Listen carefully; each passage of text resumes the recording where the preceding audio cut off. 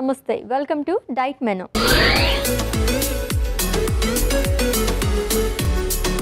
So ఈ week మొత్తం కూడా మనం పోస్ట్ బేరియాటిక్ డైట్ గురించి మాట్లాడుకుంటున్నామండి. సో సెకండ్ డేలోకి ఎంటర్ అయిపోయాం కాబట్టి ఈ రోజు ఏం రెసిపీ చేస్తారో చూద్దాం. Let's invite our nutritionist Alekhya garu. Hi Alekhya garu. Hi Ashwini garu. Welcome అండి. Thank you. How are you? చాలా బాగున్నా. మీరు? నేను కూడా చాలా బాగున్నానండి. సో పోస్ట్ బేరియాటిక్ డైట్ గురించి మనం మాట్లాడుకోబోతున్నాము. సో చాలా విషయాలు ఉన్నాయని చెప్పారు మీరు, మొత్తం కూడా మనం డీటెయిల్గా మాట్లాడుకుందాం. ఖచ్చితంగా. ఓకే, మరి ఈ రోజు ఏం రెసిపీ చేస్తున్నారు? సో ఈరోజు వచ్చేసరికి మనం మసూర్ దాల్ సూప్ చేసుకుంటాం. మసూర్ దాల్ సూప్. సో ఈ ఫేస్ మొత్తం కూడా మనం సూప్సే తీసుకోవాలనుకున్నాం కాబట్టి ఇలా మనం క్లియర్ సూప్స్ అవి తీసుకుంటున్నాం. అది డిఫరెంట్. మనం నిన్న మాట్లాడుకుంది మొత్తం క్లియర్ లిక్విడ్ కాబట్టి దాంట్లో వాటరీ కన్సిస్టెన్సీ వస్తుంది. ఇప్పుడు ఫేజ్ 2 అంటే హై ప్రోటీన్ లిక్విడ్ డైట్ గురించి మాట్లాడుకుంటున్నాం కాబట్టి ఇప్పుడు దాల్ సూప్స్ అవి వస్తాయి. ఎర్ర కందిపప్పుతో సూప్ ప్రిపేర్ చేసుకుంటున్నాం. ఎస్. పోస్ట్ బేరియాటిక్ డైట్లో భాగంగా ఈ రోజు కూడా మనకి ఒక మంచి సూప్ ప్రిపేర్ చేసి వస్తారంట, ఎర్ర కందిపప్పుతో సూప్. దీనికి కావాల్సిన పదార్థాలు అంటే ఇప్పుడు చూద్దాం. ఎర్ర కందిపప్పు సూప్కి కావాల్సిన పదార్థాలు: ఎర్ర కందిపప్పు, పసుపు, ఉప్పు, కొత్తిమీర. ఎర్ర కందిపప్పు సూప్కి కావాల్సిన పదార్థాలు చూసాం కదండి. ప్రాసెస్లోకి వెళ్ళిపోదాం. దీంట్లో మనం ఎటువంటి ఇంగ్రీడియంట్స్ కానీ ఎటువంటి రెసిపీస్ కానీ తీసుకోవచ్చు. సో ఇది మనకి హై ప్రోటీన్ లిక్విడ్ డైట్ అని చెప్పేసి అంటాం అశ్విని. ఇది ఆల్మోస్ట్ 7 days వరకు ఉంటుంది. సో ఫస్ట్ ఫేజ్లో ఏంటి అంటే ఓన్లీ వాటర్ కన్సిస్టెన్సీలో దాల్ కూడా పైన కట్టు అంటాము, ఆ వాటర్ ఒక్కటే తీసుకుంటాం. కానీ ఈ ఫేజ్లో ఏంటి అంటే మనం దాల్ని కూడా కంప్లీట్ మ్యాష్ చేసుకొని సాలిడ్ లేకుండా కొంచెం థిక్ కన్సిస్టెన్సీలోనే ఈ డైట్ అనేది ఉంటుంది అనమాట. ఓకే, ఇది ఆల్మోస్ట్ మనకు 7 days వరకు ఉంటుంది. సో దీంట్లో మనం చికెన్ కూడా కంప్లీట్గా మ్యాష్ చేసేసి వాటర్లో కలిపి సూప్ లాగా చేసి తీసుకోవచ్చు. దాల్ కూడా కంప్లీట్, ఏ దాల్ అయినా, ఒకవేళ రాజ్మా తీసుకోవాలనుకున్న చెనా, ఇవి కూడా ఏంటి అంటే కంప్లీట్ ప్రెషర్ కుక్ చేసి మ్యాష్ చేసి ఫిల్టర్ చేసి తీసుకోవాలి. అలా ఈ 7 days వరకు ఈ డైట్ ఫాలో అవుతాం. ఫస్ట్ డైట్ వాటరే ఉంటుంది కాబట్టి కొంచెం ఎనర్జీ లెవెల్స్ డౌన్ ఉన్నా ఇది కొంచెం థిక్ సూప్స్ ఉంటాయి. సో కొంచెం ఫిల్లింగ్గానే ఉంటుంది అనమాట. సో అలా ఒక 7 days వరకు. అండ్ రూల్స్ అన్నీ కూడా మనం ఫస్ట్ లిక్విడ్ డైట్లో ఎలా ఫాలో అయ్యాము, ఎటువంటి స్ట్రా వాడకూడదు, స్పైసెస్ యూస్ చేయకూడదు, రూమ్ టెంపరేచర్లోనే తీసుకోవాలి, నాన్ కార్బోనేటెడ్, షుగర్ ఫ్రీ, ఇవన్నీ కూడా ఈ ఫేజ్లో కూడా కంటిన్యూ అవుతాయి. ఓకే, ఎక్కువగా తీసుకోవాల్సిన ఫుడ్స్ కానీ ఇవే అవాయిడ్ చేయాల్సిన ఫుడ్స్ కానీ ఏమన్నా ఉంటాయా ఫేజ్ 2లోని? సో ఈ హై ప్రోటీన్ లిక్విడ్ డైట్లో కూడా సాలిడ్ ఉండకూడదు. ఏది తీసుకున్నా లిక్విడ్ కన్సిస్టెన్సీలోనే ఉండాలి. సాలిడ్గా కొంచెం, ఇప్పుడు ఈ దాల్ చేసేటప్పుడు కూడా మనము మ్యాష్ చేసినా కూడా ఫిల్టర్ చేయాలి. ఎందుకంటే మ్యాష్ చేసినప్పుడు అది కంప్లీట్గా మ్యాష్ అవ్వకుండా కొంచెం సాలిడ్ పార్టికల్ ఉన్నా వాళ్ళకి స్టమక్ పెయిన్ వస్తుంది. ఇది ఎందుకంటే ఇది డైట్ అనేది సరిగ్గా ప్రాపర్గా ఫాలో అవ్వకపోతే వాళ్ళకి ఇంటర్నల్ బ్లీడింగ్ కూడా అవుతుంది ఒక్కొక్కసారి. సో అందుకోసమని కొంచెం ఫస్ట్ లిక్విడ్ డైట్స్లో ఉన్నప్పుడు జాగ్రత్తగా ఉండాల్సి వస్తుంది. అండ్ సాలిడ్ పార్టికల్స్ ఒకటి అవాయిడ్ చేయమంటాము. ఇంకా ఇంతకుముందు చెప్పినట్లు నాన్ కార్బోనేటెడ్, షుగర్ ఫ్రీ, ఇవన్నీ కూడా కంటిన్యూ చేస్తాము. Okay, done. స్టార్ట్ చేద్దామా ప్రాసెస్? ఏం చేస్తారు ఫస్ట్? సో ఫస్ట్ మనం స్టవ్ ఆన్ చేసి టీ ప్యాన్ పెట్టేసుకుందాం. సో దీంట్లో కొద్దిగా వాటర్ వేస్తున్నాను. ఓకే. అండ్ ఈ ఎర్ర కందిపప్పు ఆల్రెడీ ఒకసారి కొంచెం కుక్ చేసి పెట్టుకున్నాము. నెక్స్ట్ సూప్ ప్రాసెస్ అనేది ఇప్పుడు చూపిస్తున్నాము. సో ఉడకపెట్టుకున్న కందిపప్పును కూడా దీంట్లో యాడ్ చేస్తాం. Okay, spoon.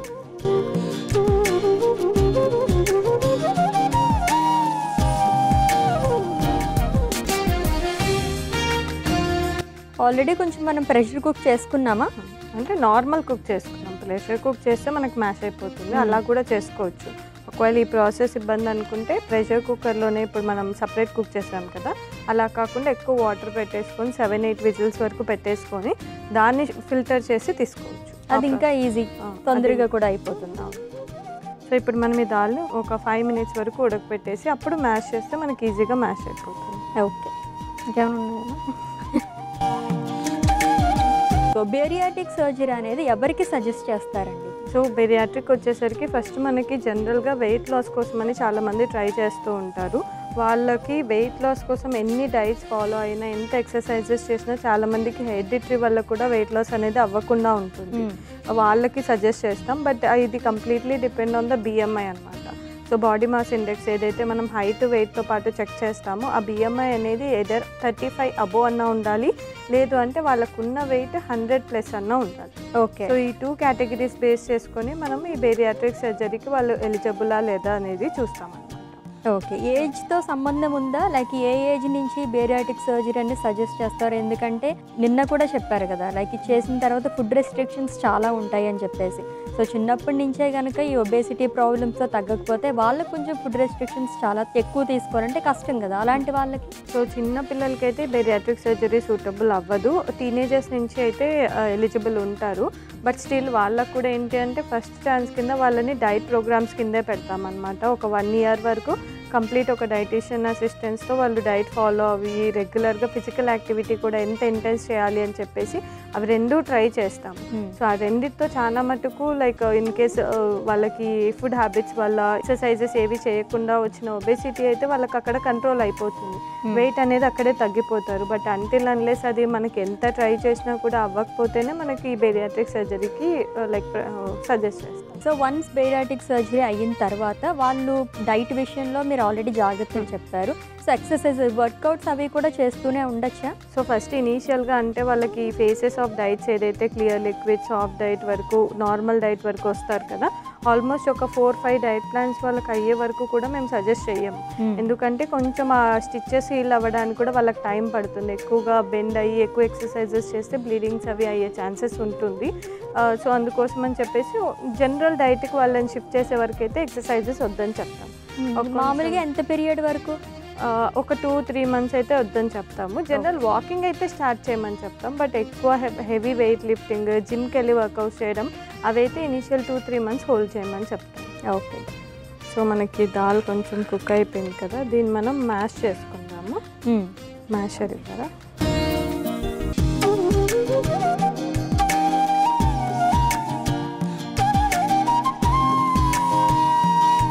So Ashwini dal మొత్తం మ్యాష్ అయిపోయింది కదా, నెక్స్ట్ ఇంగ్రీడియంట్స్ యాడ్ చేసుకుందాము. ఓకే. సో ఫస్ట్ నేను కొద్దిగా కొత్తిమీర వేస్తున్నాను, కొద్దిగా పసుపు. ఓకే. కాదు, ఈ ఫేస్లో కూడా మనం ఎక్కువ స్పైసెస్ తీసుకోకూడదా? ఎక్కువ కాదు, కొన్ని మినిమల్ స్పైసెస్ కూడా తీసుకోవద్దా?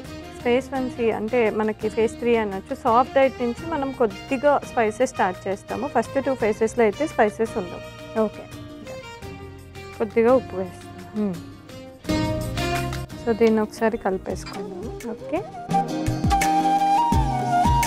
సో ఒక 1 minute వరకు జస్ట్ ఇప్పుడే కొత్తిమీర యాడ్ చేసాం కాబట్టి ఒక 1 minute బాయిల్ చేసి అప్పుడు ఫిల్టర్ చేసుకొని మనం సర్వింగ్ బౌల్లో తీసేసుకుందాం. ఓకే. సో డే మొత్తంలో వీళ్ళు ఎటువంటి డైట్ తీసుకోవచ్చు? సో డే మొత్తం ఈ ఫస్ట్ 2 ఫేసెస్లో అయితే లిక్విడ్సే ఉంటాయి. అన్ని లిక్విడ్సే ఉంటాయి. అన్ని లిక్విడ్సే ఉంటాయి. ఎవ్రీ 20 minutesకి ఇస్తూ ఉంటాం అనమాట. అంటే ఎవ్రీ 20 minutesకి ఒకసారి వాటర్ ఇస్తాము. ఇప్పుడు వాటర్ తీసుకున్నారంటే 20 minutesకి ఇలాంటి సూప్ ఒకటి తీసుకోవచ్చు. మళ్ళీ 20 minutesకి వాటర్, మళ్ళీ 20 minutesకి వేరే చికెన్ సూప్ కానీ, లేదు అంటే మటన్ బ్రాత్, మటన్ సూప్, మళ్ళీ 20 minutesకి కొబ్బరి నీళ్ళు, అట్లా మారుస్తూ తీసుకుంటూ ఉండాల్సి వస్తుంది డే మొత్తం. సో ఇది ఒక 7 days వరకు చేయాల్సి వస్తుంది అనమాట. 7 days. యాక్చువల్లీ 14 days వరకు ఫస్ట్ ఫేజ్లో కూడా అంతే కదా, 5 days ఉంటుంది అది. సో అదొక 5 days, ఇది ఒక 7 days వరకు ఉంటుంది. ఆల్మోస్ట్ ఒక 12-13 days వరకు లిక్విడ్స్ మీదే ఉంటుంది. ఓకే. సో కంప్లీట్ అయిపోయింది అశ్విని, మనం సర్వింగ్ బౌల్లో తీసేసుకుందాం. Okay, done.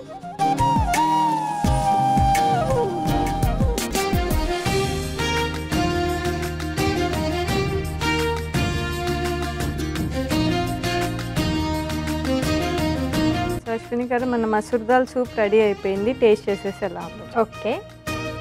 సో ఎర్రకంది పప్పు సూప్ రెడీ అయిపోయిందండి. టేస్ట్ చేసే ముందు దీనికి కావాల్సిన పదార్థాలు, తయారీ విధానం ఒకసారి చూద్దాం. ఎర్రకంది పప్పు సూప్కి కావాల్సిన పదార్థాలు: ఎర్రకంది పప్పు, పసుపు, ఉప్పు, కొత్తిమీర.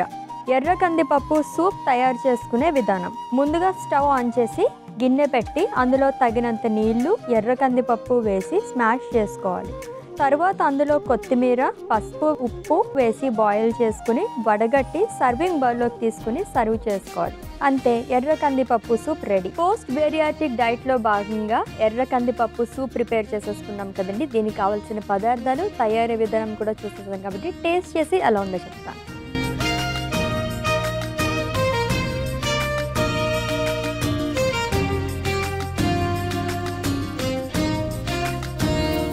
ఉప్పు తప్ప మనం ఇంకా దీంట్లో ఏం వేసుకోం కాబట్టి మనకు ఆ బ్లాండ్ టేస్ట్ అనేది వస్తుంది. సో బేరియాటిక్ సర్జరీ చేసుకున్న తర్వాత ఒక 15 days వరకు మన ఫుడ్ మొత్తం ఇలానే ఉండాలన్నమాట. Yes, thank you so much అండి. ఎటువంటి ఫుడ్ తీసుకోవాలని చెప్పేసి చాలా సింపుల్గా చెప్పి చూపిస్తున్నారు. Thank you. పోస్ట్ బేరియాటిక్ డైట్లో మనం ఈ కైండ్ ఆఫ్ సూప్స్ తీసుకుంటే కనుక 15 days చాలా చాలా మంచిది. సో మీరు కూడా ఫాలో అయిపోండి. రేపటి ఎపిసోడ్లో మళ్ళీ మీట్ అవుదాం. Until then take care. This is Ashwini sign off. By.